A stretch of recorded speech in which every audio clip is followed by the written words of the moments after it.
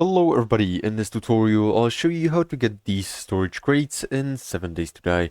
So to begin, first of all, you'll need to gather some wood, which you can gather by punching some dead bushes, like these ones right here, or some bigger bushes. A better option is to take your stone axe or anything better and chop down some trees. Once you've gathered some wood, you can go ahead and go to your inventory, and here just search inside of the basics for the wood storage crate, and just go ahead and craft it. Once it's crafted, place it into your hotbar and place it down just like it is.